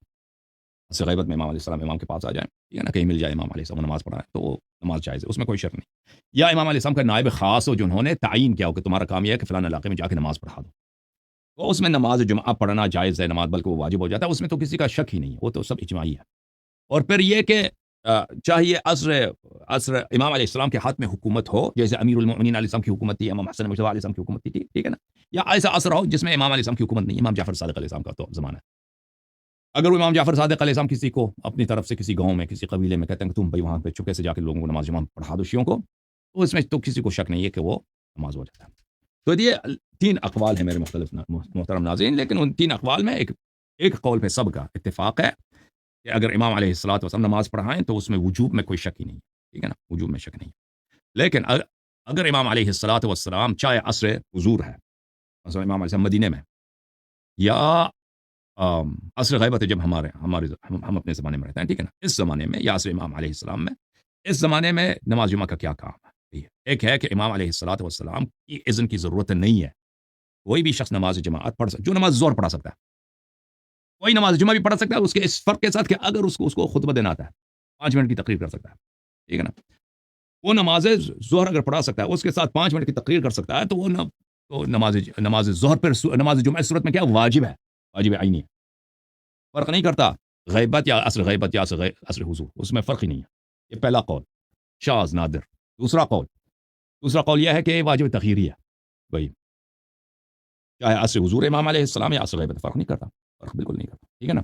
اگر ہمارے پاس ایک ایسا آدمی ہے، روز جمعے کا دن آیا ہے، ٹھیک ہے نا، ایک آدمی ہے جو 5 منٹ کا خطبہ دے سکتا ہے، نماز بھی پڑھا سکتا ہے، تو ہمارے لیے جائز ہے، واجب نہیں ہے، جائز ہے کہ ہم اس کے پیچھے کیا کریں، جا کے نماز جمعہ پڑھیں، بھائی بشرط یہ کہ 5-6 آدمی ہوں، 7 آدمی ہوں، ٹھیک ہے نا۔ تیسرا قول ہے یہ ہے کہ یہ حرام ہے، چاہے عصر حضور ہے چاہے عصر غیبت ہے، مگر یہ کہ امام علیہ السلام خود پڑھا دیں یا آپ نماز پڑھانے کے لیے کسی کو تعین کر دیں، ٹھیک ہے نا۔ تو یہ 3 اقوال ہے۔ اچھا، یہ 3 اقوال کو سمجھنے کے لیے دیکھیں، اقوال سے تو کوئی فرق نہیں ہوتا نا، اقوال کا کیا، اقوال کی کوئی ویلیو ہے، فتووں کی کوئی ویلیو نہیں، اصل ویلیو ہے احادیث کی، اصل ویلیو ہے ادلہ کی، ٹھیک ہے نا، اصل ویلیو ہے قرآن و سنت کی، حجت تو وہ ہے۔ مولوی تو سارا دن یہ تو بہت کچھ کہتا ہے نا، مولویوں کا کیا ہے؟ یہاں پر میرے محترم ناظرین، اگر آپ ان لوگوں میں سے ہیں کہ آپ کہتے ہیں کہ ہمیں سمجھ ہی نہیں آتی جی، ٹھیک ہے نا، ہمیں جو سمجھ ہی نہیں آتی جی، ہم انڈین فلم سمجھ سکتے ہیں، ہم اخبار پڑھتے ہیں ہمیں سمجھ آ جاتی ہے، ہم یونیورسٹی جاتے ہیں کیلکولس پڑھتے ہیں، ٹھیک ہے نا، لینئر الجبرا پڑھتے ہیں، وہ سمجھ آ جاتی ہے، سائیکالوجی وہ یہ آدھی سمجھ نہیں، ہمیں سمجھ ہی نہیں، آپ جو بیان کر رہے ہیں تو تم لوگ یہاں سے نکل جاؤ۔ جو لوگوں نے اپنے پانتے پہ لکھا کہ ہمیں سمجھ نہیں آتی، ہم مقلد ہیں، تو تمہارے لیے یہ باتیں نہیں ہیں، یہ ان باتوں لوگوں کے لیے جو ویلیو دیتے ہیں، کہتے ہیں کہ ہم شیعہ ہیں کن کے، اہل بیت طاہرین علیہ السلام کے، ہم مجتہدین کے شیعہ نہیں ہیں، مجتہدین فاسق فاجر ہیں، ان کے فسق و فجور میں شک ہی نہیں ہے، ان کے بدعتی ہونے میں شک ہی نہیں ہے۔ جو یہ کہتا ہے کہ آپ حدیث کے اتباع نہ کریں کیونکہ آپ کو سمجھ آ ہی نہیں سکتی، وہ اللہ کے راستے کا قاطع الطریق ہے، قاطع الطریق اس کو یعنی چور ہے، ڈاکو ہے، ٹھیک ہے نا۔ جو آپ کو کہتا ہے کہ آؤ میں تمہیں قرآن و سنت سمجھاتا ہوں، تمہیں سمجھ آ سکتی ہے، میں سمجھا دیتا ہوں، آپ کو کیوں نہیں سمجھ آئے گی؟ وہ اس شخص کے سامنے اگر سجدہ کرنا جائز ہوتا ہے، امام حسن عسکری علیہ السلام کی حدیث ہے، تو میں آپ کو حکم دیتا کہ اس کے سامنے تم سجدہ کرو، ٹھیک ہے نا۔ ان دونوں میں بڑا فرق ہے، مجتہد میں اور راوی حدیث میں۔ راوی حدیث رسول اللہ صلی اللہ علیہ وسلم کا جانشین، امام علیہ السلام کا خلیفہ اور نائب ہے تم پر، مجتہد ایک چور ہے، وہ ابو حنیفہ ہے، عمر بن خطاب ہے، سمجھ میں آئی نا بات آپ کو؟ اصل چیز جو ہے احادیث ہے میرے محترم ناظرین، روایات ہے، فرمان معصوم کیا ہے، ان کو سمجھنے کی آپ کو ضرورت ہے۔ لیکن شیعہ قوم کو ابو بکر عمر نے نہیں، ابو حنیفہ نے نہیں، ابن تیمیہ نے نہیں، شیعہ قوم کے علماء نے اہل بیت علیہم الصلوۃ والسلام کے سنن سے دور کیا ہے، محروم کیا ہے، ان بیچاروں کو دشمن بنا دیا کہ میں تو حدیث کے اتباع گمراہ ہو جائیں گے، نہیں کر سکتے ہم رسول اللہ صلی اللہ علیہ وسلم کے فرامین کا کیسے کہ ہم تو گمراہ ہو جائیں گے۔ ذلیل، یہ ان لوگوں کا کام ہے جن کو تم ان کا احترام نہ کرو، ایسے لوگوں کا، تمہارے مجتہدین احترام کے لائق نہیں ہیں، یہ توہین کے لائق ہیں، یہ بدعتی ہیں، یہ لعنت کے لائق ہیں، یہ اللہ اور رسول صلی اللہ علیہ وسلم کے دشمن ہیں۔ بہرحال میرے محترم ناظرین، ادلہ کی طرف آتے ہیں، ٹھیک ہے نا۔ تو بھائی میں صرف جماعت عمریہ کا میں نے کمر نہیں توڑا ہے، میں نے مجتہدین کا بھی کمر توڑ دیا، ولی فقی کا بھی میں نے کمر توڑ دیا، مرجعیت کا کمر میں نے توڑ دیا، سمجھ میں آئی نا بات؟ اور یہ بات نہیں کہہ سکتے تم کہ یہ مجتہدین کے جماعت عمریہ کے خلاف باتیں اچھا کرتا ہے، لیکن مجتہدین کے خلاف اس کو بات نہیں کرنی چاہیے۔ تو بھائی اسی طرح کے جماعت عمریہ میں کم از کم اتنی دم تو ہے نا، اتنی غیرت تو ہے کہ وہ آتے ہیں ابو بکر عمر کے اس مسلمان ہونے کا دفاع تو کرتے ہیں نا۔ تمہارے مولوی تو یہ بھی نہیں ہے نا، ان ذلیلوں کے پاس یہ بھی تو جرأت نہیں ہے بھائی۔ جس طرح ابو بکر عمر وہی فسق و فجور کہ کہتے ہیں یہ دین میں بدعت داخل کی اس لیے کافر ہے، وہ تمہارے مجتہدین پہ بھی لاگو ہے، وہی باؤ کا تجر و با لا تجر، ہاں؟ اگر ابو بکر عمر کریں تو کفر ہے، اچھا اللہ کی شریعت کو چینج کریں، اور تمہارے مجتہدین کر دیں تو وہ ایمان ہے۔ تم جس دن آؤ گے اپنے مجتہدین کا اسلام ثابت کرو گے نا، تو پھر ہم اس دن مجتہدین کی تعریف کرنا ہم بھی شروع کر دیں گے۔ تم پہلے ان کا اسلام آ جاؤ نا، ادھر بات کرتے ہیں نا، اس کے فسق ان کے فسق و فجور، وہ خلاف نص جو فتویٰ دیتا ہے وہ مسلمان ہوتا ہے کافر ہوتا ہے؟ بہرحال میرے محترم ناظرین، اپنے شیعہ مولویوں کو تم بولو نا، شیعہ مولوی کیا ہوتے ہیں؟ زامبی ہوتے ہیں. شیعہ مولوی یعنی زامبی، عقل وقل کچھ بھی نہیں ہے، برین واش. ان کا ٹیپ ریکارڈر ہے وہ. ہمارے زمانے میں اب تو کیا ہے، سی ڈیز وغیرہ ڈی وی ڈیز ہے نا، یا یو ایس بی میں لوگ آڈیو ویڈیو فائل اپلوڈ کرتے ہیں. پہلے کیا ہوتا تھا، وہ ٹیپ ریکارڈر ہوتے تھے نا، فیتے ہوتے تھے، کیسٹ ہوتے تھے. وہ کیسٹ یہ آپ کے مولوی کیسٹ ریکارڈ ہے، پری ریکارڈ کیسٹ ہے. ان کے پاس عقل وقل کچھ بھی نہیں ہے، عقل وقل کچھ بھی نہیں ہے ان کے پاس. ان کو جیسے ٹیپ ریکارڈر کو سمجھ نہیں آتی نا، تم اس کے ساتھ جتنا کہہ دو، ان کو بھی اسی طرح سمجھ نہیں آتی ہمارے شیعہ مولویوں کو. اور بھائی تم پہلے آ جاؤ نا، تقلید ثابت کرو، پھر ہم سے مطالبہ کرو کہ مجتہدین بدعتی نہیں ہے، ان کا احترام ہونا چاہیے. تم پہلے ثابت کرو ان کے جو فتوے خلاف نص ہیں. اگر ابوبکر عمر خلاف نص فتوے دیتے ہیں وہ کافر ہو جاتے ہیں، اور تمہارے مجتہدین کا کیا عدالت ہے؟ یہ جتنے مرضی خلاف نص کی مخالفت کریں، ان کے عدالت پہ کوئی خدشہ نہیں ہے. وہ ایک کتاب ہے حلوہ، نان و حلوہ، شیخ بہائی کی، اس میں ایک کہانی آپ کو سنا دوں. یہ کہ نا، ایک کہانی آپ کو سنا، شیخ بہائی رحمۃ اللہ علیہ کی کتاب ہے نان و حلوہ. وہاں پہ کہتے ہیں کہ ایک آدمی تھا، اس کا ایک پرچون کا دکان تھا بازار میں، ٹھیک ہے نا، اصفہان میں، جہاں بھی تھا یہ. اس کے سامنے وہاں پہ ایک اڈا تھا، اس کے سامنے والے دکان میں. وہاں پہ کوئی عورت جو تھی، بد کردار عورت، اس نے اپنا کیا بنا تھا، اس کا جو اردو میں کیا بولتے ہیں اس کو، جڑا بولتے ہیں، پتہ نہیں کیا بولتے ہیں. اس نے اپنے بدکارگی کے لیے اس نے بنایا تھا، اس کا بھی ایک دکان تھا سامنے والے. ادھر لوگ آتے ہیں مثلا روٹی خریدنے کے لیے، گندم، نمک وغیرہ، یعنی جو ان کے تیل وغیرہ خریدنے آتے ہیں نا پرچون کی دکان میں. اس سامنے والا اس نے کیا کھولا، اس عورت نے زنا کے لیے اپنا اڈا کھول دیا. اس کے بھی گاہک آتے ہیں. پرچون والا دیکھتا ہے کہ روزانہ یہ عورت آتی ہے نا، اس کا ہر ایک گاہک جب آ جاتا ہے، اس کے ساتھ برا فیل کرتا ہے، اس کے پیسے لے لیتی ہے، گاہک چلا جاتا ہے. تو پر یہ کڑی ہو کے 2 رکعت نماز پڑھ لیتی ہے. کڑی ہو کے کیا کرتی ہے، 2 رکعت نماز پڑھ لیتی ہے، اللہ اکبر، وہ سجدے وغیرہ، پھر بیٹھ جاتی ہے، پھر گاہک آتی ہے، پھر اس کے ساتھ اندر چلی جاتی ہے. زنا ہو جاتا ہے، نستجیر باللہ. زنا کے بعد اپنے پیسے لے لیتی ہے، اور جب گاہک چلا جاتا ہے تو پھر یہ پھر کڑی ہو جاتی ہے، 2 رکعت، اللہ اکبر، 2 رکعت نماز. پھر گاہک آ جاتا ہے، پھر وہی سلسلہ. جب زنا کا فعل ختم، پیسے لے لیتی ہے، تو پھر 2 رکعت نماز. تو ایک دن اس پرچون والے نے اس سے پوچھا کہ بھائی تو جو ہے نا، یہ تیرا کیسا نماز ہے؟ تو سارا دن تو تیرا یہ کام ہے، تو زنا کراتی ہے، اور بھائی تو جو ہے زنا کے بعد بغیر وضو، بغیر کسی کے، تو آ کے 2 رکعت نماز پڑھتی ہے، یہ کیا طریقہ کا؟ تو عورت نے کہا کہ بے وقوف، میں جب بھی آتی ہوں نا صبح ادھر اپنے دکان کھولنے سے پہلے، میں 2 وضو بنا کے آ جاتی ہوں. وضو گھر سے بنا کے آ جاتی ہوں، پھر میرا وضو چلتا ہے رات تک. اسی کے ساتھ میں ہمیشہ 2 رکعت نماز، 2 رکعت نماز ہر فعل کے بعد، ہر گاہک کے بعد میں پڑھتی ہوں. پرچون والے نے کہا سبحان اللہ، یہ جو تیرا وضو ہے، یہ وضو نہیں ہے، سد سکندر ہے. کہ تو جتنا زنا مرضی دے دے، اس سے تیری وضو کبھی ٹوٹتی نہیں. یہ وضو نہیں ہے، سد سکندر ہے. اب بھی جو ہے نا شیعہ، آپ کے شیعہ جو مجتہدین ہیں، شیعہ مولویاں، ان کی عدالت نہیں ہے، یہ سد سکندر ہے. جتنا مرضی یہ قرآن و سنت کی مخالفت کریں، فسق فجور ان کا پوری دنیا نے بڑھ دیا، ان لوگوں نے، ان کے بدنامی پوری دنیا میں، ٹھیک ہے نا. اس کے باوجود یہ عدالت ان کی ساقط نہیں ہوتی. بھائی شیعہ مجتہد کی عدالت کفر، وہ صادق عقیدہ ان کا کفر، جو مرضی کریں، جو مرضی بولیں. شیعہ عوام کو ایسا انہوں نے بیوقوف بنا دیا، اور شیعہ طالب علموں کو ایسا بیوقوف بنا دیا کہ بھائی یہ مقدس، ان کو کچھ نہیں ہوتا. اور بھائی کچھ نہیں ہوتا نا، اگر یہ تنے یہ پکے ہیں تو تم میرے بھائی، میں ادھر دلیل کے ساتھ آتا ہوں، قرآن و سنت کے دلائل، وہ لوگوں کو بھی سمجھ آ جاتی ہے. تم ادھر آ جانا، کبھی ادھر نا ولایت فقیہ ثابت کرو، تم ادھر آ جانا تقلید ثابت کرو، تم آ جانا ادھر نیابت امام علیہ السلام ثابت کرو، تم آ جاؤ کبھی. تمہارے یہ تو تمہارے دیکھیں، آپ کے جو اکثر پاکستانی علماء ان کے یہ انابھاس ان کے سطر سے بہت بلند ہے. انابھاس یہ سمجھتے بھی نہیں، یہ بیچارے ٹیپ ریکارڈر ہیں. تم اپنے مولویوں سے یہ توقع نہ کرو آ کے بات کریں ہم سے.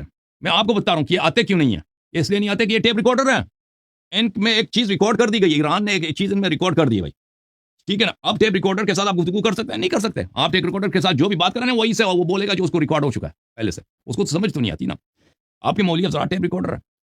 اور یہ میری باتیں جو میں آپ کو عرض کر رہا ہوں کہ جماعت عمرے کے علماء آتے ہیں گفتگو کے لیے، جماعت عمرے کے علماء آتے ہیں گفتگو، وہ کوشش اپنا کرتے ہیں، میرا سلام ہے ان کو، سلام ہے ان کو، آتے ہیں گفتگو. آپ لوگوں کے علماء کہاں ہیں؟ شیعہ کے مولوی حضرات کہاں ہیں؟ ٹھیک ہے نا. سوائے جھوٹ کے، سوائے ٹیپ ریکارڈر کے.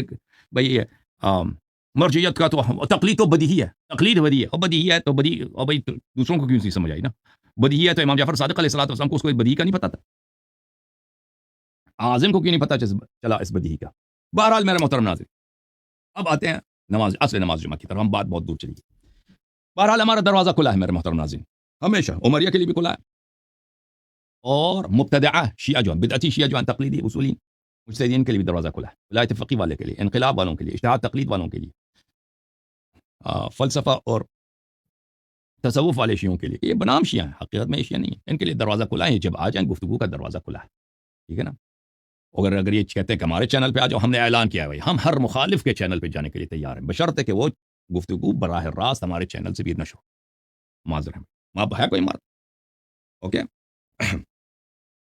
لیکن اس کا مطلب یہ نہیں ہے کہ ہر پپی جو ہے نا وہ ہم ان سے مذاکرہ کرنے کے لیے تیار ہیں، یہ ہماری ہم آپ لوگوں کا ہمارا بھی ایک سطح ہے، جو ہمارے سطح کا آدمی ہوگا لازمی بات اس کو اور پروٹوکول ملے گا، جو ہمارے سطح سے نیچے ہے اس کو اور پروٹوکول کا ملے گا، بہرحال ہمارے سطح کا کوئی ہے بھی نہیں جماعت مجتہدین میں، یہ بھی آپ کو بتانا چاہیے، بتا دوں۔ اچھی بات ہے عزیزو، اصل موضوع پہ آتے ہیں، کس کی طرف آتے ہیں؟ احادیث کی طرف میرے محترم ناظرین۔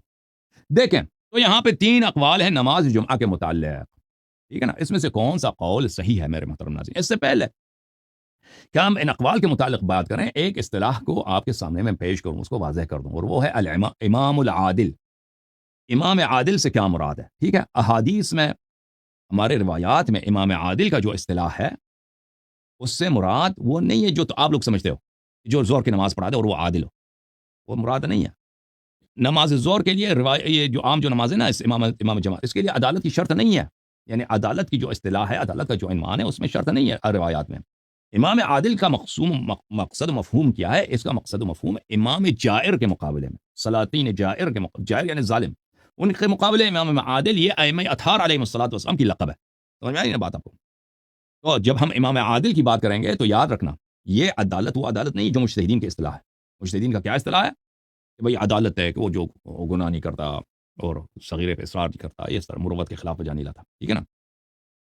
یہ اس سے مراد نہیں ہے، دلائل دیکھ لو اس کا۔ یہ کتاب ہے الاصول من الکافی للکلینی رحمہ اللہ، یہ ہے میرے بھائیو جز نمبر 1، چاپ دار الکتب الاسلامیہ۔ یہ باب ہے ان الارض لا تخلو من حجہ، زمین حجت الہی سے خالی نہیں رہتا۔ صفحہ نمبر 375 میں ملاحظہ فرمائیے، یہ حدیث نمبر 3 ہے۔ اچھا، حضرت امام جعفر صادق علیہ السلام کا فرمان ہے، لا دین لمن دان اللہ بولایت امام جائر لیس من اللہ، اس شخص کا دین ہی نہیں ہے بھائی، وہ نہ اللہ کو جانتا ہے، نہ رسول صلی اللہ علیہ وسلم کو جانتا ہے، نہ ان کے شریعت پہ عمل کر رہا ہوتا ہے۔ جو اللہ کی طاعت کر رہا ہے کس راستے پر؟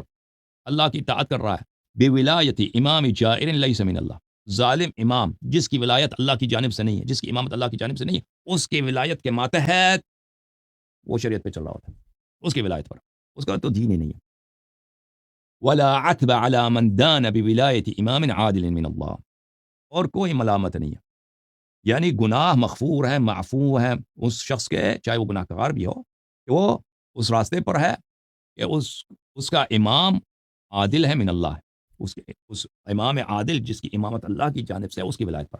اچھا یہاں پہ ایک بات یہاں یاد رکھو، دیکھیں بہت سارے احادیث میں ہے، ٹھیک ہے نا، کہ جو امام حسین علیہ السلام پر ہوتا ہے اس کی سب گناہیں معاف ہو جاتی ہیں، ٹھیک ہے نا؟ جو اہل بیت علیہ السلام سے محبت کرتا ہے وہ اس کے سارے گناہ معاف ہیں، چاہے اس کے گناہ سمندر کے پانی میں جو بلبلے ہیں ان بلبلوں کی تعداد سے بھی زیادہ ہو، یا صحرا کے ریگوں سے بھی زیادہ ہو۔ اچھا اس میں بڑی تفصیل ہے کہ اس طرح جو مطلق بیان کیا گیا نا، اس کے بہت سارے شروط ہے دوسرے حدیث میں، ٹھیک ہے نا؟ یہ عام طور پہ کہیں بیان نہیں کیا گیا کسی نے، ٹھیک ہے نا؟ عام طور پہ اگر دیکھ لیں اس کی تلاش کریں تو علماء کو نہیں بتاتے، اس طرح مطلق نہیں ہے، جیسے بہت ساری چیزیں مطلق ہے نا، شرط ایک جگہ مطلق بیان کیا، دوسری جگہ پہ اس کے شروط ہیں، تو اس کے بھی شروط ہیں، ٹھیک ہے نا؟ اس کے بھی شروط ہیں، تو یہ خود ایک بہت ہی مفصل بحث ہے، بہت ہی مفصل بحث ہے، وہ اپنی جگہ پر چلا کے بھی بیان کریں گے۔ تو اس حدیث میں بھی ہے ولا عتب على من دان بولایت امام عادل من اللہ، امام عادل من اللہ کون ہے؟ امام عادل من اللہ، امام معصوم علیہ السلام۔ اچھا ملاحظہ فرمائیے، یہ کتاب الحجہ ہے، اسی جلد نمبر 1 میں صفحہ نمبر 529 ہے، حدیث نمبر 5 ہے، یہاں پر ایک یہودی ہے جو حضرت امام امیر المؤمنین علیہ السلام سے گفتگو کرتا ہے ابو بکر کے خلافت کے ابتداء میں، وہ پوچھتا ہے اخبرنی عن محمد صلی اللہ علیہ وآلہ کم له من امام عدل، عادل جو ہے نا عزیزو، عادل اور عادل یہ یہاں پہ مصدر بمعنی مشتق ہے، مصدر کو مشتق پہ عمل کیا جاتا ہے، ذات پہ عمل کیا جاتا ہے مبالغہ کے لیے، ٹھیک ہے نا؟ مبالغہ کے لیے، تاکید کے لیے، یعنی بہت ہی عادل. اس نے کہا کہ مجھے بتاؤ محمد صلی اللہ علیہ وآلہ وسلم، رسول اللہ صلی اللہ علیہ وسلم کے کتنے عادل امام ہیں. قال فقال، ہمارے آقا ہمارے سرور امیر المؤمنین علیہ السلام نے فرمایا، یا ہارونی ان لمحمد صلی اللہ علیہ وآلہ 12 امام عدل. وہ یہودی جو تھا حضرت ہارون علیہ السلام کے اولاد اس کے نسل میں سے تھا. حضرت ہارون علیہ السلام کے نسل سے یہود بھائی، کیونکہ یہ شیعہ ہو گیا نا بعد میں، تو اس کو اسلام بھائی کا. اچھا، رسول اللہ صلی اللہ علیہ وآلہ وسلم کے 12 امام عدل ہیں.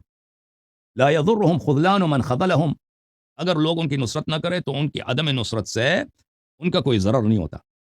ولا يستوحشون بخلاف من خالفهم، اگر لوگ ان کی مخالفت کریں تو ان کو، یہ 12 جو امام عدل علیہم السلام، وہ لوگوں کی مخالفت سے کیا نہیں ہوتی، ان کو کوئی نقصان نہیں ہوتا.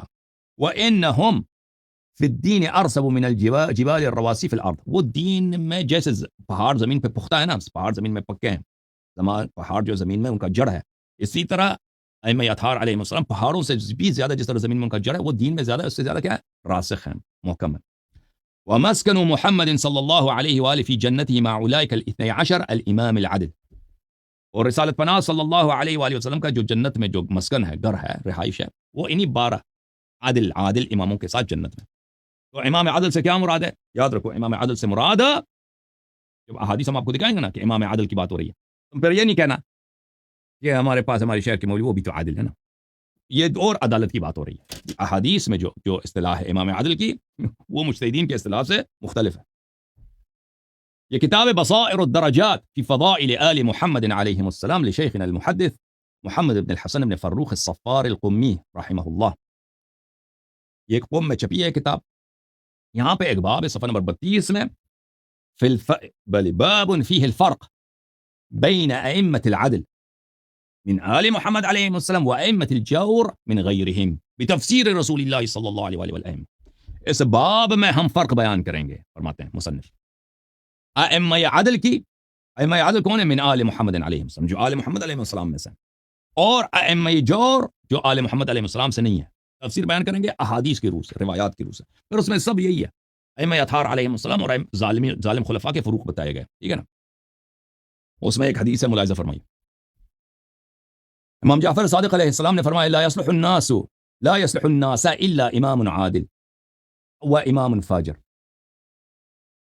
لوگوں کے پاس ہوتا نہیں ہے مگر یا امام عادل یا امام فاجر. ان اللہ عز وجل یقول، اللہ نے قرآن میں فرمایا، وجعلناہم ائمۃ یہدون بامرنا وقال جعلناہم ائمۃ یدعون الی النار. تو امام دیکھیں، امام جور کے مقابلے میں، کیونکہ ان کے خلفاء امام جائر ہیں، ائمہ جور ہیں، ہمارے ائمہ عدل ہیں. تو یہاں پہ جو عدالت مراد ہے وہ کون ہے؟ اس سے مراد عصمت ہے، ائمہ اطہار علیہم الصلوۃ والسلام ہے. یہ آج کل کے زمانے میں جو اصطلاح ہے اس سے بہت مختلف ہے.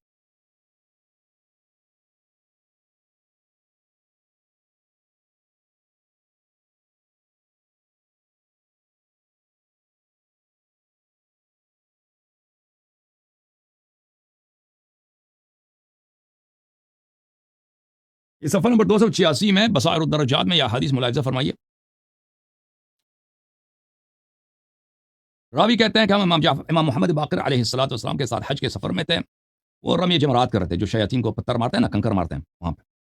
فاستتمها، انہوں نے پتھر مار دیا اپنے. ثم بقي في يده بعد 5 حصيات، پتھر ختم کرنے کے بعد ان کے ہاتھ میں 5 پتھر بچ گئے تھے، 5 کنکر ان کے ہاتھ میں تھے. فرما 2 في ناحية و3 في ناحية، تو حضرت امام محمد باقر علیہ الصلوۃ والسلام میں سے، ان میں سے 5 جو کنکر تھے، 2 ایک طرف مارے ہیں، 3 دوسری طرف مارے. فقال له جدی، راوی کہتے ہیں کہ میرے دادا صاحب وہاں پہ تھے، دادا صاحب نے پوچھا، جعلت فداک لقد رأيتك صنعت شيئا ما صنعه احد قط، میں نے دیکھا کہ آپ نے آج بہت عجیب کام کیا. میرے دادے نے ان سے پوچھا، امام محمد باقر علیہ السلام سے، آپ سے پہلے کسی نے یہ انجام نہیں دیا. 5 پر رمی جمرات کرنے کے بعد آپ نے 5 پتھر، 2 ایک طرف مارے، 3 دوسری طرف مارے. قال نعم انه اذا كان كل موسم اخرج الفاسقين الغاصبين. امام علیہ السلام نے فرمایا، جی ہاں، ہر موسم حج میں وہ 2 فاسق اور 2 غاصب کو ادھر لایا جاتا ہے، ہر موسم حج میں لایا جاتا ہے. ثم يفرق بينهما ها هنا، پھر ان کے درمیان تقسیم کیا جاتا ہے، ایک فاسق ایک طرف، ایک غاصب ایک طرف، دوسرا غاصب دوسری طرف. لا يراهما الا امام عدل، وہ صرف ائمہ اطہار علیہ السلام کو نظر آتے ہیں، اوئے یہاں پہ کس کو لایا گیا؟ رمی جمرات شیاطین کو مارتے وقت ہاں غاصب ہے، دو غاصب کو لایا. اچھا تو ایک طرف کڑے کرتے ہیں ملائکہ، دوسری کو دوسری طرف کڑے کرتے ہیں. فرمالیت الاول اثنتین، ہاں میں نے جو پہلا جو غاصب تھا میں نے اس کو 2 کنکر مارے، والآخر ثلاثہ اور دوسرے کو 3 مارے. لأن الآخر اخبث من الاول، کیونکہ نمبر 2 جو آیت ہے نا، دوسرا جو وہ زیادہ خبیث تھا، میں نے اس لیے اس کو زیادہ مارا. ٹھیک ہے. تو یہاں پہ بھی امام عادل سے کیا مراد ہے؟ امام عادل سے مراد امام معصوم علیہ السلام.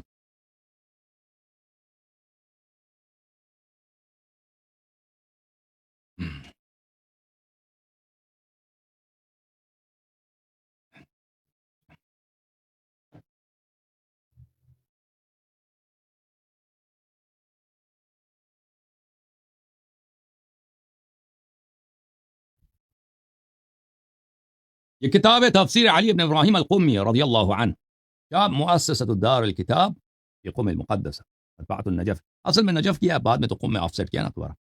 اچھا یہاں پر جلد نمبر 2 صفحہ نمبر 171 تفسیر سورہ احزاب میں امام جعفر صادق علیہ السلام کی حدیث. الائمۃ فی کتاب اللہ امامان، امام عدل و امام جور. امام قرآن میں 2 طرح کے ہیں، امام عدل، امام جور. بس امام عادل سے کیا مراد ہے؟ امام عادل سے کیا مراد ہے؟ امام معصوم علیہ السلام مراد ہے. ٹھیک ہے. وجعلناہم ائمۃ یہدون بامرنا، یہ ائمہ اطہار علیہ السلام ہے، یہ امام جماعت مراد نہیں ہے. اچھا جب یہ پتہ چلا میرے محترم ناظرین امام عدل سے کیا مراد ہے، تو اب انشاءاللہ تبارک و تعالی یہاں پہ 3 اقوال تھے نا شیعہ جماعت میں. ایک قول کیا ہے نماز جمعہ کے متعلق، سب شیعوں کا یہ قول ہے بھائی کہ اگر امام معصوم علیہ السلام نماز پڑھا دیں تو اس میں حضور جو ہے واجب ہے، نماز واجب ہے. ٹھیک ہے نا. یا ان کا نائب خاص پڑھا دیں، چاہے عصر غیبت عصر حکومت امام علیہ السلام کے ہاتھ میں ہو یا حکومت امام علیہ السلام کے ہاتھ میں نہ ہو، یا عصر غیبت ہو، اس سے فرق ہی نہیں پڑتا، کوئی فرق نہیں پڑتا. یہ سب شیعوں کا عقیدہ ہے. ٹھیک ہے نا. اس میں تو کسی کا اختلاف ہی نہیں. اب امام علیہ الصلوۃ والسلام اگر خود نماز نہیں پڑھا رہے، ان کا نائب خاص بھی نہیں ہے، تو اب کیا کیا جائے؟ ٹھیک ہے نا. چاہے عصر حضور ہے یا عصر غیبت، اس سے فرق نہیں پڑتا. تو اب کیا کیا جائے؟ اس میں 3 اقوال ہیں. ایک ہے واجب عینی، جیسے آپ نماز فجر کسی مولوی کے پیچھے کسی جو شخص نماز پڑھا، مولوی بھی ضروری نہیں، کسی کوئی نماز پڑھا سکتا ہے، اس کے دین پہ آپ کو وثوق ہے، دیندار آدمی ہے، نماز پڑھا سکتا ہے.